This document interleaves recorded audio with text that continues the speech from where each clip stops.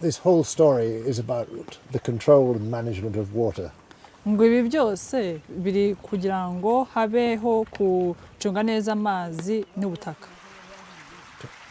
We have the technology, we know how to control water, and this trench technology. Technology yo turayifite bw'ukuntu twacunga neza ubutaka n'amazi. Technology irahari.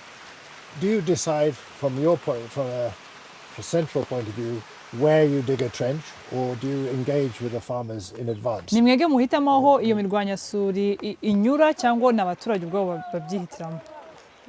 In the planning of the watershed, the farmers are the ones they're involved. All stakeholders, including the technicians and the farmers themselves, they are always together. And they come together, so that when they meet together, all these people, they come together with one solution and where these trenches will be built and how they are going to go through that whole process. So when we come to construction, who actually does the trench digging? Noneho mu gukora iyo mirwanyasuri ubwayo ninde uhitamo ngo niho tugiye gushira imirwanyasuri? And who pays them? Ninde ubishyura? So they work together with the CGLS committee. And then they trained the village monitors, the one we saw yesterday, and the committees of the CGLS. They train them together.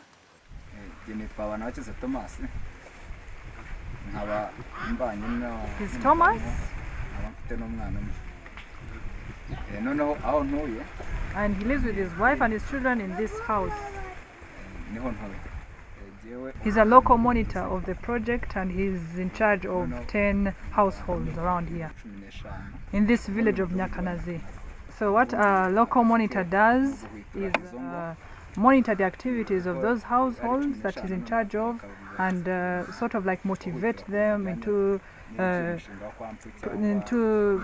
proper engagement of the citizens. It's a very easy technique. It just requires the zeal. Because we have taught them how to do the trenches, and it is a good thing that we have started to see those people that we taught how to do the trenches go ahead and teach other people. So they've seen the trenches in farms that they did not participate in. Yeah, it has gone to a level where the farmers themselves pay other people to do the trenches for them. So yeah, in doing trenches, they pay other people to do the trenches for them. Who does the digging? So after those people have come together and then they decide this is where we're going to build the trenches, they first priority of the people who are going to be given the job of digging the trenches are the people who are not the most poor people, the people who cannot afford. So the most poor people are the ones who are given priority. So he like motivates them and encourages them and is there with them all the time, like in sort of a way that he manages them. An example he gave is, for example, if the trenches have been blocked by maybe soil or anything, tells them to unblock it. Yeah, so like directing them.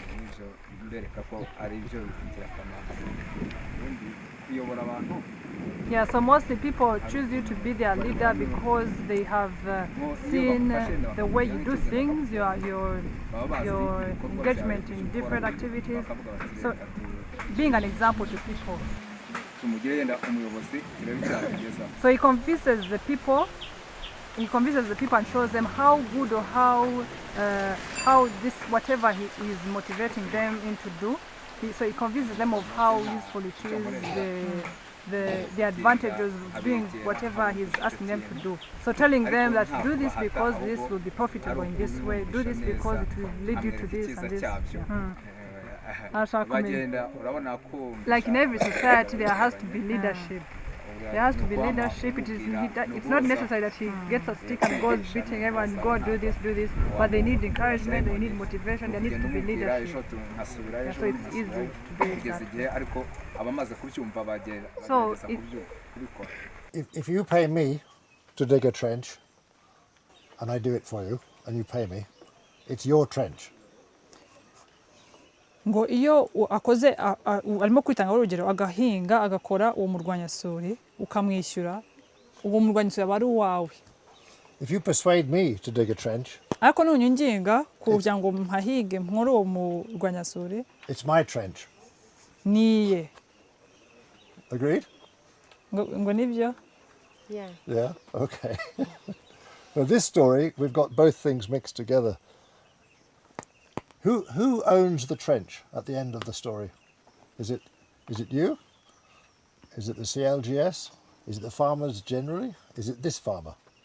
Ngo nyuma yaho byose ninde uba ufite umuringo nako uwo muringo nyine uba ari uwandi w'umuhinzi cyangwa komite ya SNLGS cyangwa yawe iba ari uwandi? So it is for the farmer. Umuringoti aba ari umuhinzi kuko wa muhinzi ni uba yarasabye kugira ngo umushinga umwunganire kuri cya gikorwa kugira ngo cyihute amabanga y'imisozi ubutaka bube bufashwe neza n'amazi. Owning it? Ni umuhinzi uba ufite. It is for the farmer because the farmer in the first place has asked the project to support him. Yeah, it is for the farmer. During this last year, what have you and your farm group been doing? muri iyi minsi aho mu gihe gishize wowe nawe uyobora izo ngo muyobora ni ibiki mwakoraga nibihe bikorwa nibanagaho cyane? Yeah, so the activities that I engaged in the most were growing maize and also managing the soil by use of fertilizer and also planting trees or forests. Yes, the trees need water, but especially when they are at a very young stage. But for the rice to grow very well, it was important that we construct the water facility, the dike, so that during the dry season that the water anyway will get money. Yeah, so what rice is the one that needs water the most. You've obviously got a very difficult job. Ngo ukayibona abona ufite akazi gakomeye cyane. And there's a lot of expertise and technology in your head. Ngo kandi harimo technology mbese nyinshi mu mutwe wawe. Ubuhanga mu mutwe wawe. But we keep going on about the community. Ariko tugakomeza tuvuga community mbese abaturage. Would your life be easier if you just did things and didn't bother to get involved in the community? Byakorohera ari wowe ugiye ubyikorera ubwawe bitagombye uruhare rw'abaturage ukajya ubyikorera. Ndimo ndabaza. Are you saying that it is just me alone to implement the plans of the watershed, to do the trenches and everything? No. Oh yeah. But if we take the example of the trenches we're talking, the community level trenches, it's a complicated business, but we understand that the farmers are digging them themselves for good reasons. Ngo arimo kuvuga gusa byo kubaka imirwanyasuri ngo ibyo byonyine kwera abaturage ngo babigiramo uruhare. But when you built the dike, the big structure above the rice, you just made a contract with a firm and they came and did it. Ngo ariko murimo gukora dikiriya mwakoze kontra na barwiyemezamirimo barabikora. We could pay contractors to come and make these small trenches. Ariko nanone dushobora gufata barwiyemezamirimo bakaza bakubaka izi imirwanyasuri. Wouldn't that just be easier thing to do? Urumva byatari byo byakoroha. Ariko ibyo bishobora kuba. Yeah, that would be an easy job. It would be easy. But if they came and constructed them, the contractors came and constructed them and did not involve the citizens themselves, it would be hard, especially at the maintenance part. Yeah, that would be an... because the community themselves played a role in asking the project to do the trenches for themselves, for them. And the community has the capacity to do it as long as the technicians are with them to see what's being done. And when they contribute and participate in the digging of the trenches, they own it.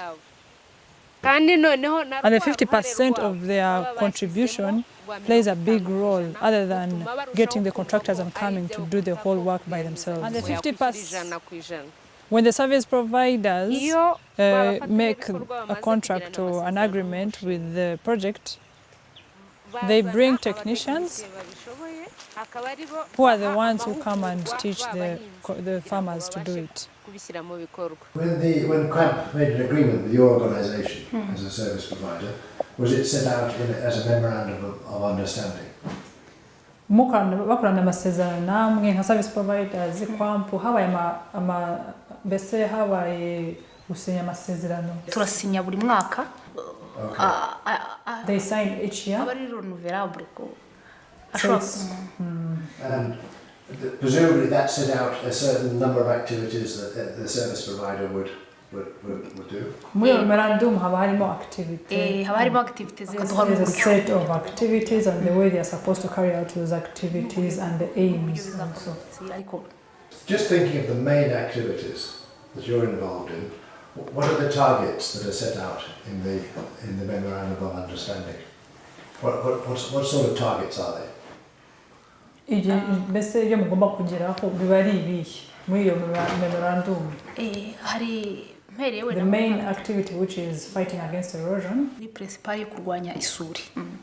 Haba hari hegitari zihari zigomba kurwanywa isuri, bakatubwira bati so they set a target of the number of hectares that they are going to work on. Atandukanye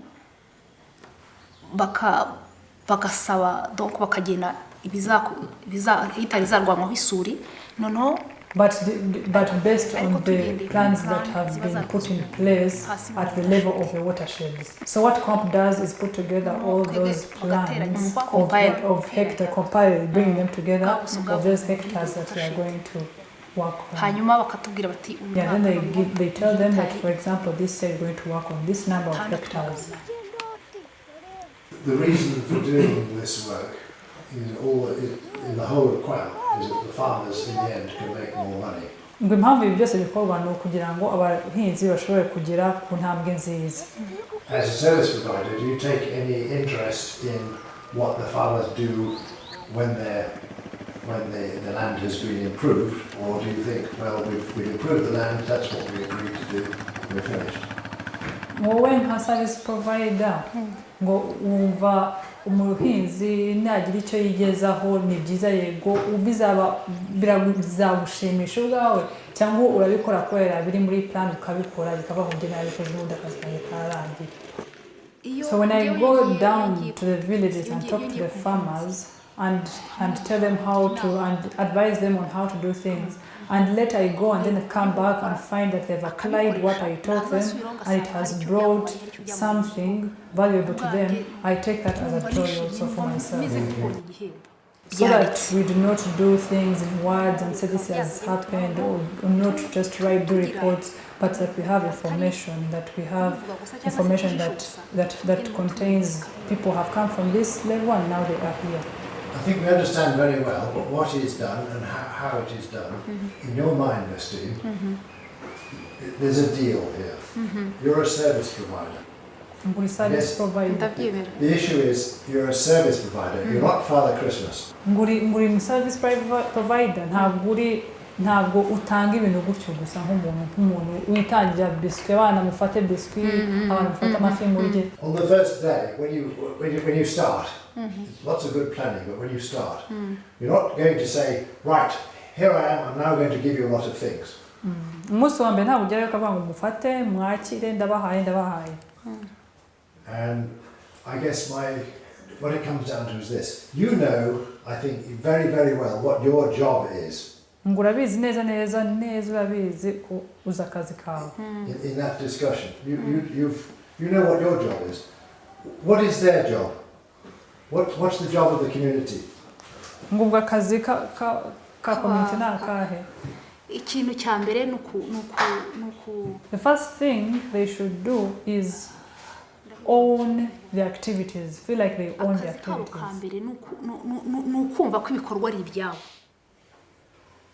So you move with them slowly by slowly, pace by pace. So when this group of people who are optimistic about it or who will get things faster, get to a certain good level, even the others will see and want to follow in the same steps.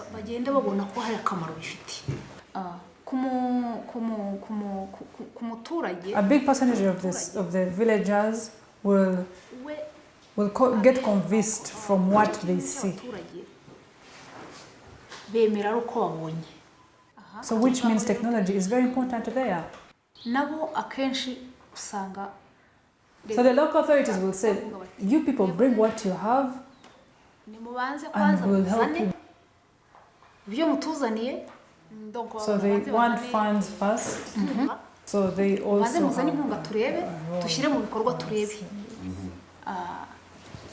ntabwo turagera aho twumva ko umuturage.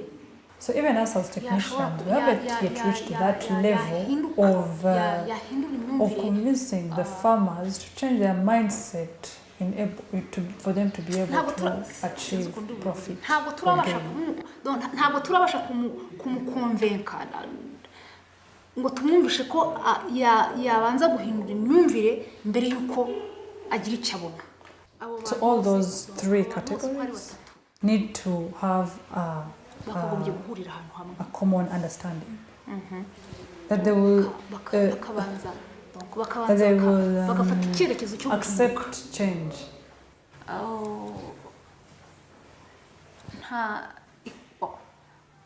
Ikibazo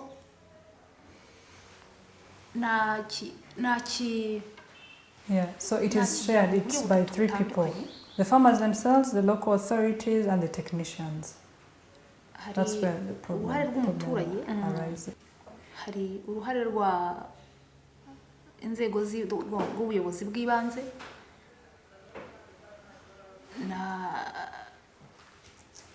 natwe abatekinisiye.